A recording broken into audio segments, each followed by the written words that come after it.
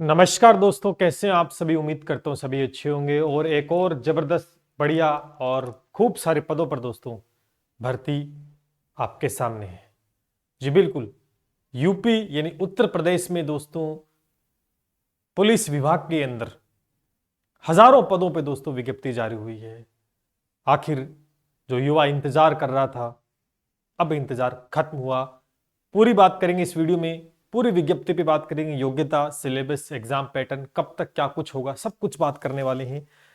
विज्ञप्ति आपके सामने है। टेलीग्राम पे मैंने नोटिस डाल दिया है। टेलीग्राम का लिंक आपको मिल जाएगा हमारे डिस्क्रिप्शन बॉक्स में। मैथ एसके नायक नाम से सर्च कर लेना भाई, वहां पर मैंने पूरे मेंशन कर दिए, विज्ञप्ति को चेक कर लेना। अभी अभी जस्ट देखो 23 तारीख का ही अपडेट है, कुछ देर पहले विज्ञप्ति जारी दोस्तों हुई है। कितने पद है? 60,000 पदों पर दोस्तों विज्ञप्ति जारी हो। अब सोच सकते हैं कि पदों की संख्या बहुत ज्यादा है। अब तैयारी में जुट जाओ, जी जान लगा दो। जहां से भी हो सभी फॉर्म को भर सकते हैं, मजा आएगा। जबरदस्त तैयारी करनी होगी इस समय। बात करते हैं और सब्सक्राइब कर लो भाई, चैनल को सब्सक्राइब कर लीजिएगा और शेयर कर, जिससे सब तक पहुंच पाए। बात कर लेते पूरा टू द पॉइंट डिटेल से हम चीजों को ध्यान से। चलिए जल्दी से। तो अभी जस्ट अपडेट आया है आपके सामने, देख सकते हैं 23 तारीख का है और आज 23 तारीख ही है, ज्यादा समय नहीं हुआ है कोई। और ऑफिशियल है, उत्तर प्रदेश सरकार द्वारा पुलिस भर्ती दोस्तों निकाली गई है। बहुत ही शानदार पूरी बात करने वाले हैं, ध्यान से इसमें आपको चेक करना है। ये देखिए भी, यहां पर सबसे पहले एक एक बात को नोटिस करेंगे, एक एक बात को हम विज्ञप्ति को बारीक से समझेंगे कि उत्तर प्रदेश पुलिस से पुरुष और महिला के लिए पुलिस भर्ती का पेमेंट 5200 से 20,200 ग्रेड पे 2000 के नए वेतनमान के अनुसार मैट्रिक 21,700 के अंतर्गत निम्नलिखित पदों पर विज्ञप्ति जारी की गई है। बहुत बढ़िया भाई। अब इसे पदों की संख्या देख लें। सबसे पहले तो आप पदों की संख्या के बारे में देख लेते हैं कि देखो यहां पर अनारक्षित जो है, सामान्य कैटेगरी के जो रहते हैं, उनके लिए 24,102 पद हैं। ईडब्ल्यूएस ये जनरल कैटेगरी के अंदर आ गए हैं। ईडब्ल्यूएस के 6,024 पद हैं।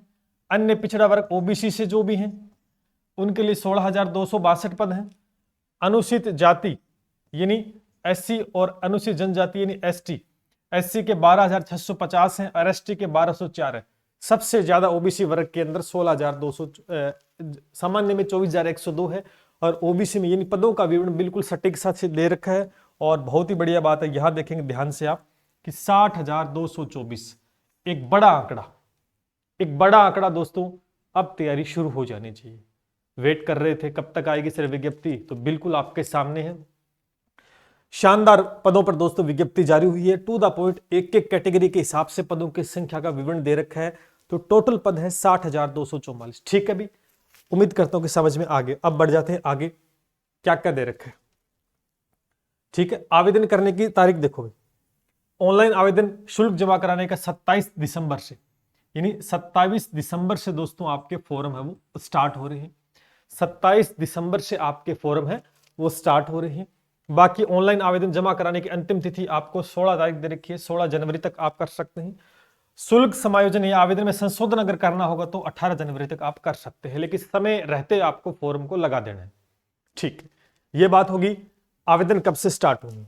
ठीक है, फिर आवेदन शुल्क कितना लगेगा इस बात को देखेंगे। आवेदन शुल्क कि इस भर्ती प्रक्रिया के लिए आवेदन शुल्क 400 रुपए, कितने हैं? 400 रुपए निर्धारित दोस्तों किया गया है। ठीक है भी, आगे बढ़ जाते हैं। राष्ट्रीयता दोस्तों आपको भारत का नागरिक होना चाहिए, ये तो बात हर एक एग्जाम के लिए आपको पता है। देन उसके बाद अगर हम देखें इसमें शैक्षणिक अर्हता, यानी कहने का मतलब योग्यता क्या रहनी चाहिए, कौन इस फॉर्म को भर सकता है। तो आप ध्यान से देखें, भारत के विधि द्वारा स्थापित 10वीं क्लास एवं 12वीं यानी 10th पास आउट होना चाहिए, प्लस में 12th पास आउट होना चाहिए। दोनों देखो, एवं केवल 10वीं नहीं, 10वीं और 12वीं कक्षा उत्तीर्ण होना चाहिए। और योग्यता आपके सामने है, कोई बड़ी योग्यता नहीं, 10वीं पास होना चाहिए, 12वीं पास होना चाहिए। तो इस फॉर्म को आप भर सकते हैं। योग्यता के बारे में क्लियर हो गया। ठीक है, आपकी ग्रेजुएशन है या नहीं कोई मायने नहीं रखती यहां पर। ये देखो एक चीज और यहां पर की टिप्पणी क्या है कि आवेदन करते समय अभ्यर्थी की अपेक्षित शैक्षणिक अर्हता, यानी जो 10वीं पास है या 12वीं पास है, अवश्य आधारित करनी चाहिए। उसकी अंक तालिका अथवा प्रमाण पत्र तत्समय उसके पास उपलब्ध होने चाहिए आवेदन करते समय। अब इस बात को ध्यान करने, आवेदन करते समय। कई होंगे अपीयर वाले, देखो आवेदन जब आप कर रहे हो उस समय आपके पास कंप्लीट टू द पॉइंट होना चाहिए डिग्री भैया। अपेक्षित शख्स अर्थात परीक्षा में सम्मिलित हुए अपीयर अथवा सम्मिलित होने वाले अभ्यर्थी पात्र नहीं होंगे। ये देखो साफ साफ लिखा है, अपीयर वाले इसमें शामिल नहीं होंगे। कंप्लीट डिग्री आपके पास है तो आप पास आउट हैं और इस फॉर्म को भर सकते हैं। ये देखो यहां पर सम्मिलित हो अपीयर या सम्मिलित होने वाले अपीयर अभ्यर्थी पात्र नहीं होंगे। क्लियर कट, यानी आपके पास 10वीं पास 12वीं पास की मार्कशीट होनी चाहिए। क्लियर कट बात बताई गई है, ठीक है।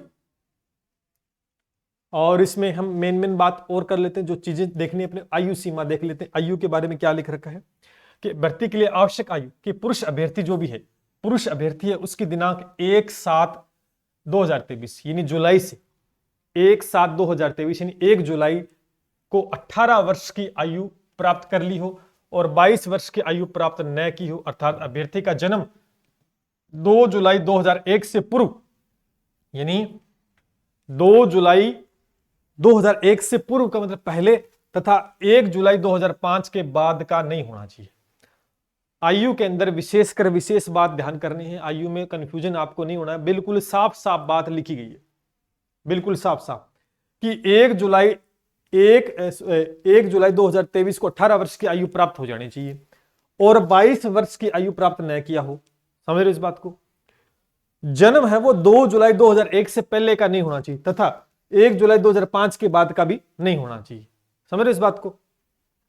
महिला अभ्यर्थी के लिए क्या बताया गया है कि 1 जुलाई 2000 को 18 वर्ष की आयु प्राप्त कर ली हो और 25 वर्ष की आयु प्राप्त न की हो।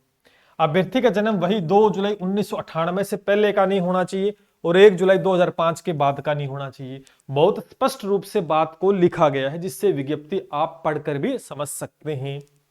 आयु की गणना किस प्रकार से होगी आपको समझ में आई, हर एक बात को बड़े तरीके से लिखा गया है। उसके बाद में यहां देखेंगे कुछ और बातें हम देखने कि परंतु अन्य पिछड़ा वर्ग, अनुसूचित जाति, जनजाति, ऐसी अन्य श्रेणी अभ्यर्थी केवल उत्तर प्रदेश के मूल निवासी, केवल उत्तर प्रदेश का जो मूल निवासी है, जो वहीं का ही है, उनके लिए अधिकतम आयु सीमा में छूट निहित प्रावधान अनुसार अनुमान्य होगी। यानी कहने का मतलब जो छूट दी जाती है ना, वो केवल वहां का विद्यार्थी, जैसे आप राजस्थान के हो तो फॉर्म तो को भर ही सकते हैं, फॉर्म भर सकते हैं, लेकिन आप सामान्य कैटेगरी के अंदर आओगे। यूपी के बच्चे हैं उन्हीं को दोस्तों आयु छूट में फायदा मिलेगा जो गवर्नमेंट देती है हर एग्जाम में। ठीक है भाई, ये बात क्लियर कट समझ में आ गई आपको? चलिए आगे बढ़ देते। चरित्र प्रमाण पत्र के बारे में लिखा गया, चरित्र सही होना चाहिए, कोई गलत नहीं होना चाहिए, ये तो सभी को पता है। ठीक है, ये वैवाहिक स्थिति है और बाकी इसमें शारीरिक स्वस्थता। ठीक,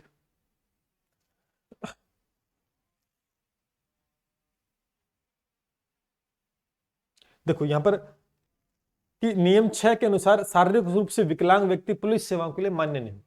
विकलांग व्यक्ति कोई है ना, वो मान्य नहीं होगा, यहां पर लिखा गया साफ तौर पे।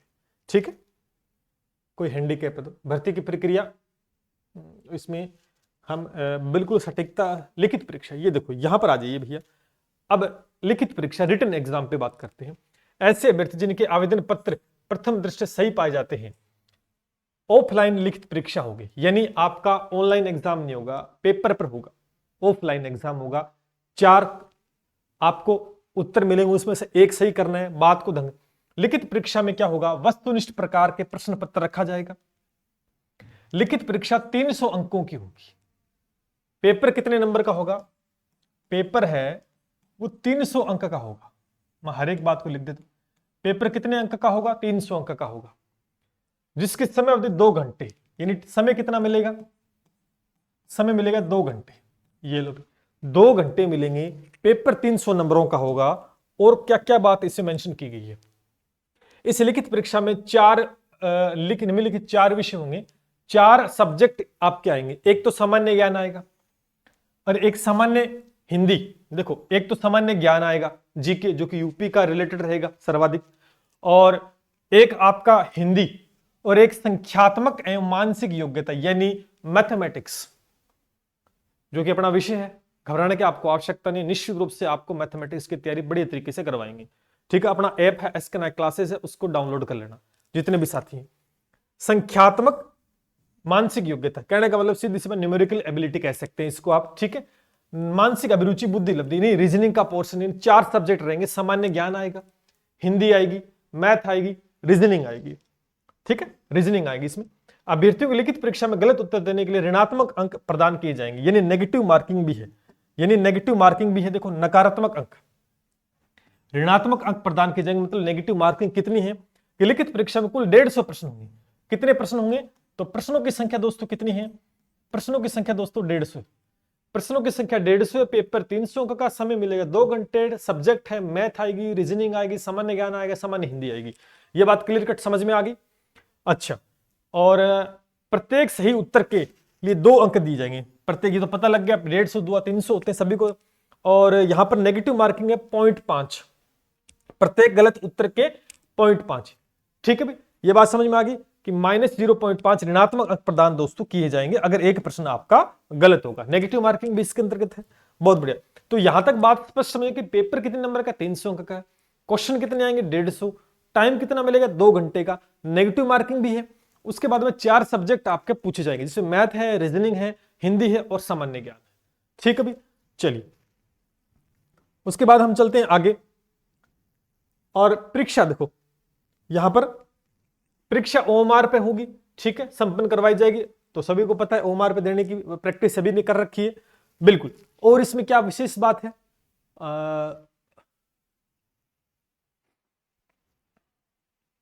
तो वो तो संख्या पर डिपेंड, अभ्यर्थियों की संख्या के अनुसार डिपेंड करता है कि फॉर्म कितने आते हैं, कितने बच्चे पेपर देते हैं। तो 1 पारी में हो सकती, 2 पारी में भी हो सकती, 3 पारी में भी हो सकती है, बात बोली गई है। ठीक है भाई।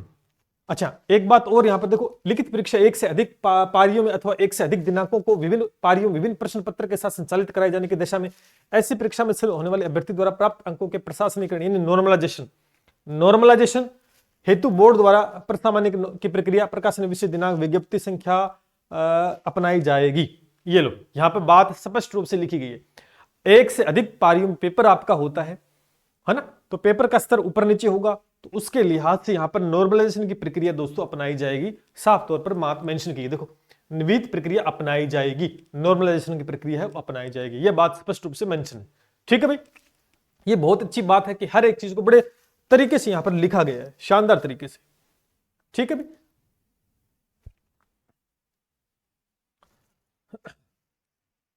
ये सही उत्तर, सही प्रश्नों की संख्या तो वो बताया गया है, बाकी इसमें कोई विशेष बात नहीं। ठीक है भाई, लिखित परीक्षा ओमआर उत्तर पत्रक पर होगी। प्रश्न पत्र में 4 विकल्प होगा, अभ्यर्थियों में से एक विकल्प को सही करना होगा, 4 पर होगी। आजकल राजस्थान में तो 5 विकल्प दे दिए। ठीक है,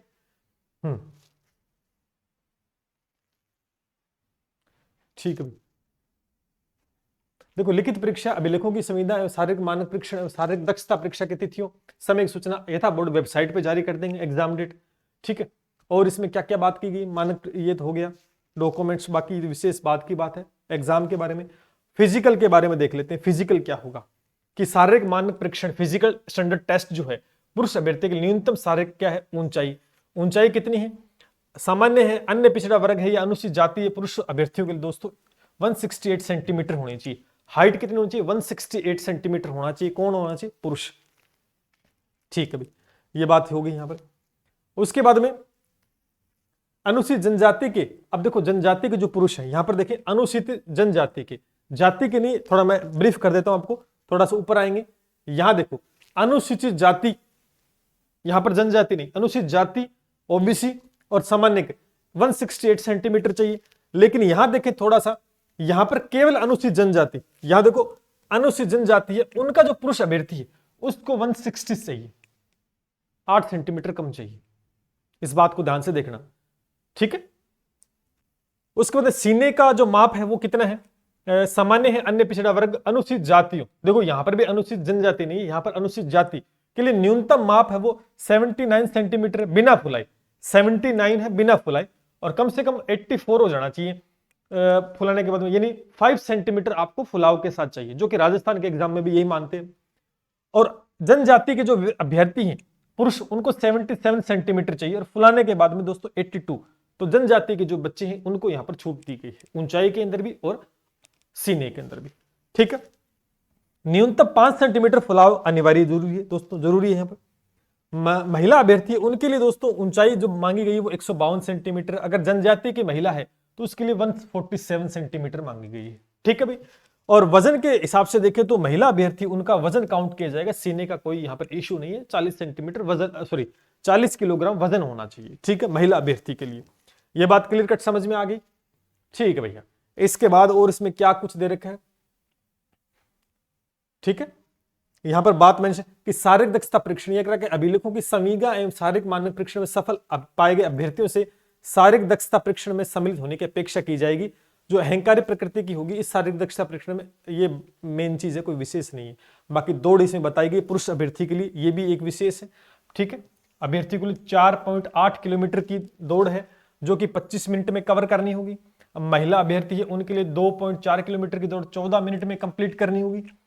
वे अभ्यर्थी जो विहित समय के भीतर दौड़ पूरी नहीं करते हैं भर्ती के लिए पात्र नहीं होंगे। देखो भैया, अगर जो समय दिया गया है उसके अंतर्गत आप दौड़ को पूरी नहीं कर पाते तो आप आउट हो जाओगे, बाहर हो जाओगे, ठीक है भाई, कोई मतलब नहीं रहेगा, ठीक है भाई, चयन से बाहर हो जाओगे, इस बात को ध्यान करना। समय सीमा के अंतर्गत ही आपको कंप्लीट करना है, ठीक है। चयन, और देखो यहां पर चयन और अंतिम योग्यता सूची, शारीरिक दक्षता परीक्षण, शारीरिक दक्षता परीक्षण में सफल पाए गए अभ्यर्थियों में से बोर्ड लिखित परीक्षा में प्रत्येक अभ्यर्थी द्वारा प्राप्त अंकों के क्रम के अनुसार प्रत्येक श्रेणी के अभ्यर्थियों की एक चयन सूची आरक्षण नीति के दृष्टिगत रखते हुए तैयार करेगा। शारीरिक दक्षता पास होनी चाहिए, उसके बाद में आपका प्रत्येक अभ्यर्थी द्वारा प्राप्त अंकों के आधार पर लिखित परीक्षा होगी, उसके बाद देन उनके आधार पर एक दोस्तों एक रिपोर्ट तैयार करेगा जो आपके सामने लिस्ट आएगी पहली, ठीक है। इस विभाग अध्यक्ष की अग्रिम कार्रवाई तो प्रेक्षित करेगा, इस बोर्ड इसमें कोई विशेष नहीं, ठीक है। तो यहां से बोर्ड द्वारा कोई प्रत्यक्ष सूची तैयार नहीं की जाएगी। प्रत्यक्ष सूची का मतलब वेटिंग लिस्ट नहीं आएगी, वेटिंग लिस्ट नहीं आएगी, सीधा पहला रिजल्ट आएगा, डायरेक्ट वही होगा, वेटिंग कुछ नहीं आएगी। लिख रखा है प्रत्यक्ष सूची जारी नहीं की जाएगी बोर्ड के द्वारा, साफ साफ लिखा गया है। तो तैयारी आपको बढ़िया करनी होगी, इस बात को ध्यान में रखना, ठीक है भाई। कह रहा कि 2 या 2 से अधिक अभ्यर्थी एक समान अंक होने पर वृत्त सूची प्रदान की जाएगी। अधिकतम अर्हता, कोई रखता है एक से अधिक अधिगामी रखने वाले अभ्यर्थी केवल एक ही अधिगामी अर्थ का लाभ प्राप्त करेगा, ठीक है भाई, ये भी ठीक है। एक मिनट, आरक्षण आयु में छूट का प्रावधान जो दिया गया है वो यहां पर लिखा गया है, जो मूल निवासी उन्हीं को मिलेगा, जो यूपी के हैं ना उन्हीं को मिलेगा, बाकी किसी को नहीं मिलेगा, ठीक है भाई, यहां पर लिखा गया साफ रूप से, ठीक है। और इसमें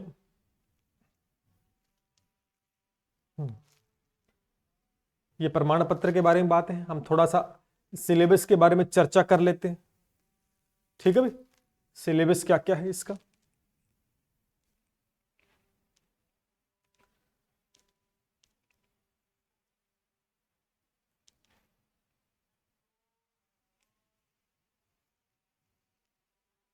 ऑनलाइन आवेदन की प्रक्रिया दोस्तों 27 तारीख से शुरू हो जाएगी। आप ई मित्र से भर सकते हैं, हेल्पलाइन नंबर भी दिया गया, अगर कोई समस्या है तो दोस्तों यहां से आप देख सकते हैं, ठीक है। और इसमें हम अपने काम की बात देख लेते हैं।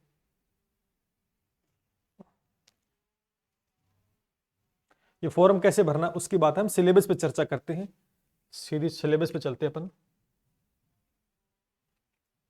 ठीक है।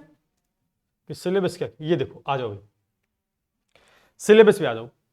सिलेबस क्या क्या आएगा, इंपॉर्टेंट 4 सब्जेक्ट हैं आपके, ठीक है। सबसे पहले जो जनरल नॉलेज है, लिखित सामान्य ज्ञान है, उसमें देखो सामान्य विज्ञान आएगा आपके, बिल्कुल। भारत का इतिहास पूछा जाएगा, भारत का संविधान आएगा, भारत की अर्थव्यवस्था आएगी, भारत की संस्कृति, भारत की कृषि, वाणिज्य, व्यापार, जनसंख्या, पर्यावरण, नागरिकरण, भारत का भूगोल, विश्व भूगोल, प्राकृतिक संसाधन। क्या बात है भाई, इंडिया का पूरा जिक्र दे दिया, इंडिया का पूरा, यानी इंडिया कल्चर है, इंडिया हिस्ट्री है, इंडिया, हाँ इंडिया हिस्ट्री दे रखी, India culture, India geography, India economics, और संविधान भी दे दिया यहां पर, और विज्ञान भी दे दिया है। क्या बात है, सिलेबस खूब सारा है इसमें। उसके बाद में उत्तर प्रदेश की शिक्षा, संस्कृति, सामाजिक प्रथाओं के संबंध विशिष्ट जानकारी, उत्तर प्रदेश में राजस्व, पुलिस के सामान्य प्रशासनिक व्यवस्था है, मानवाधिकार, आंतरिक सुरक्षा, आतंकवाद, भारत के पड़ोसी देशों के बीच संबंध, राष्ट्रीय अंतरराष्ट्रीय महत्व के समसामयिक करंट अफेयर भी आएगा। लगभग सिलेबस आपके सामने है, बहुत ही बढ़िया और जबरदस्त सिलेबस है भैया, पूरा जबरदस्त पढ़ना पड़ेगा, देख सकते हैं आपके सामने, टू द पॉइंट है। अब थोड़ा आगे चलते हैं, सामान्य हिंदी का देखेंगे। हिंदी का क्या सिलेबस दे रखा है, हिंदी के अंदर आपको व्याकरण का मौलिक ज्ञान होना चाहिए, वर्णमाला है, तद्भव, तत्सम, पर्यायवाची, विलोम शब्द, अनेकार्थ, वाक्यांश का एक स्थान पर प्रयोग, समरूपी भिन्नार्थक शब्द, अशुद्ध वाक्यों का शुद्ध करना, लिंग वचन, सर्वनाम विशेषण क्रिया काल वाच्य अव्यय, यानी सब कुछ दे दिया भाई। ये लो, सिलेबस के अंदर कोई कोताही नहीं बरती गई है बोर्ड के द्वारा। सिलेबस में सब कुछ वहां ए टू जेड जो चीज आती है ना 12th तक, वो सारी दे दी। अलंकार, छंद, रस, ओहो क्या क्या दे रखा है, सारे दे दिया जबरदस्त तरीके से। ठीक है, तो सिलेबस के अंदर बहुत कुछ आपके सामने है। आ जाओ भाई, मैथ की चर्चा कर लेते हैं। ठीक है, मैथ की चर्चा कर लेते हैं। मैथ में क्या क्या है, अब देखो सिलेक्शन कैसे होगा, ये विशेष बात रहेगी। मैं अंतिम समय तक बने रहना वीडियो में, क्या आपको करना चाहिए इस समय। देखो संख्यात्मक न्यूमेरिकल एबिलिटीज, मैंने कहा था नंबर सिस्टम, देखो नंबर सिस्टम आ गया है, नंबर सिस्टम सिंप्लीफिकेशन आ गया है, डेसिमल फ्रैक्शन आ गया है, highest common factor, HCF LCM दोनों आ गए हैं, रेशियो प्रोपोर्शन आ चुका है, प्रॉफिट एंड लॉस आ गया, परसेंटेज आ गए, इंटरेस्ट आ गया, सरल और कंपाउंड दोनों आ गए, पार्टनरशिप भी आ गया, डिस्काउंट भी आ गया, एवरेज भी आ गया, टाइम एंड वर्क भी आ गया, टाइम एंड डिस्टेंस भी कवर हो गया है, use of table and graphs, DI भी आ गया है, मेंसुरेशन दे दिया है, अर्थमेटिक कंपोनेंट्स भी कंप्लीट द फंक्शंस अंकगणितीय, और मिसलेनियस क्वेश्चन कुछ होते हैं वो भी दोस्तों, टाइम एंड वर्क भी आ गए यहाँ पर। क्या बात है भाई, यानी मैथमेटिक्स के अंदर भी जान लगा दी इन्होंने, सिलेबस बनाने में पूरा सिलेबस दोस्तों दे दिया है। अब तैयारी बढ़िया करनी पड़ेगी भाई साहब, आपको तैयारी बढ़िया करनी पड़ेगी, सारा कुछ दे दिया यहाँ पर। और उसके बाद अगर हम देखें, ये मेंटल एबिलिटी का दे रखा है, लॉजिकल डायग्राम है और सिंबल रिलेशन है, वर्ड फॉर्मेशन दे दिया, letter, common sense, logical interpret, लगभग सब कुछ दे दिया।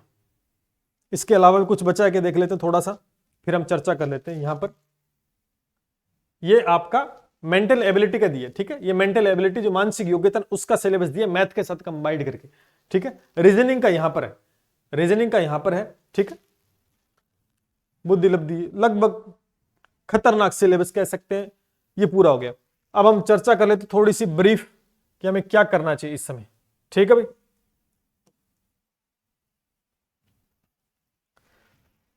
चर्चा कर लेते हैं। तो आपका जो यूपी पुलिस, ध्यान करना, यूपी पुलिस भर्ती कंप्लीट चर्चा एक बार ब्रीफ कर देता हूं। पद कितने हैं? 60,000। पद कितने हैं? 60,000। योग्यता कितनी है? योग्यता है 10th pass out and 12th pass out होनी चाहिए। ठीक है भाई, पेपर में क्या आएगा?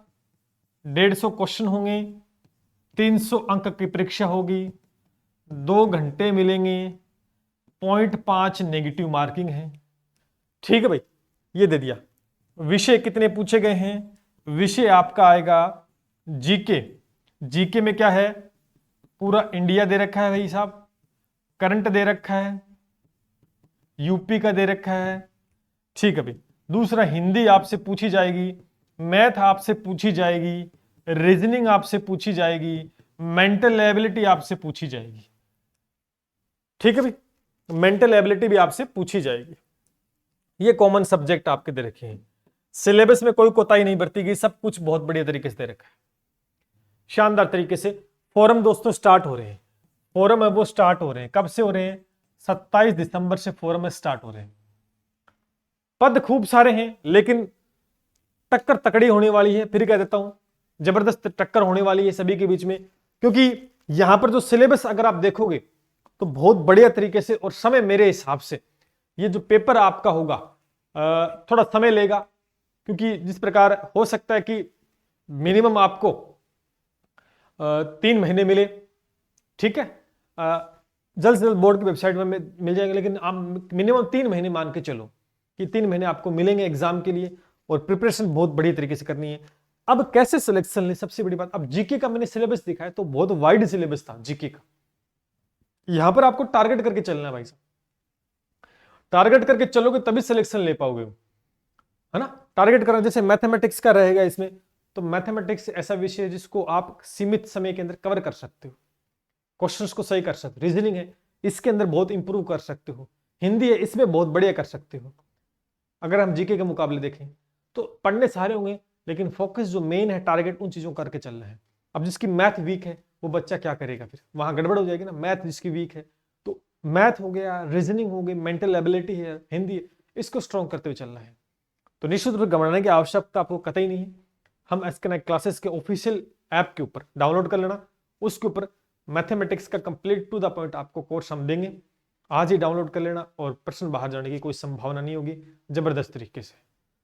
रिलेटेड एग्जाम के कोई भी कमेंट आपका है तो पूछ सकते हैं आप कमेंट करके, या व्हाट्सएप नीचे चल रहा है नंबर, वहां से भी हर प्रकार की जानकारी आप ले सकते हैं। टेलीग्राम को याद से ज्वाइन कर लेना, हर एक अपडेट वहां पर आपको जल्द से जल्द मिलता रहता है। मिलते हैं इसी के साथ। जय हिंद, जय भारत।